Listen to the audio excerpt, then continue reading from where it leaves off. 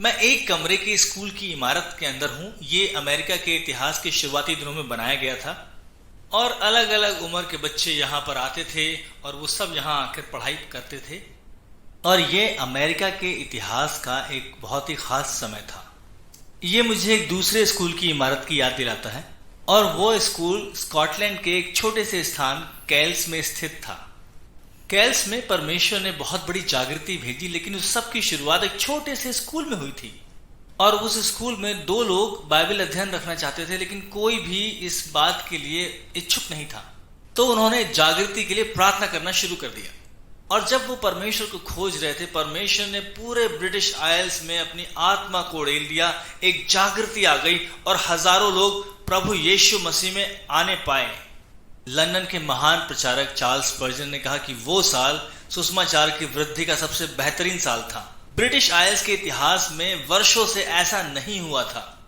परमेश्वर ने अपनी सामर्थ्य दिखाई क्योंकि दो व्यक्तियों ने प्रार्थना करी, एक छोटे से स्कूल की इमारत में, एक छोटे से गांव में। मैं आपको ये कहानी क्यों बता रहा हूं? जकरिया 4 अध्याय में जकरिया लिखता है कि किसने छोटी बातों के दिनों को तुच्छ जाना है।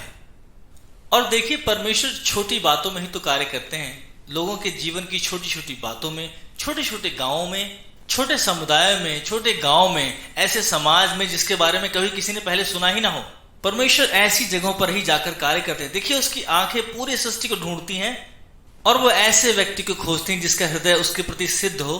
फर्क नहीं पड़ता चाहे वो बड़े शहर में हो या किसी छोटे गांव में हो। परमेश्वर ऐसे हृदय को खोज रहा है जो उसको ढूंढ रहा हो, जो उससे विनती कर रहा हो, जो उससे मांग रहा हो कि परमेश्वर जागृति भेजो, और परमेश्वर जागृति भेजेगा। तो छोटी शुरुआत के दिनों को तुच्छ मत जानो।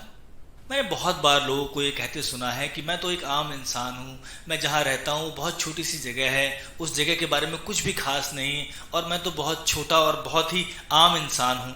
वो छोटी सी जगह केल्स भी कोई खास नहीं थी, लेकिन वहां पर जागृति का जन्म हुआ था और वो जागृति फिर पूरे ब्रिटिश आइल्स में फैल गई। केल्स के बारे में भी कोई खास बात नहीं थी, लेकिन परमेश्वर ने उसको लिया, छोटी सी जगह, छोटी सी शुरुआत को। तो छोटी बातों के दिनों को तुच्छ ना जानो, परमेश्वर को अपना हृदय भरने दें। वो बड़ा परमेश्वर, वो छोटी चीजों को लेकर उन्हें महान बना सकता है।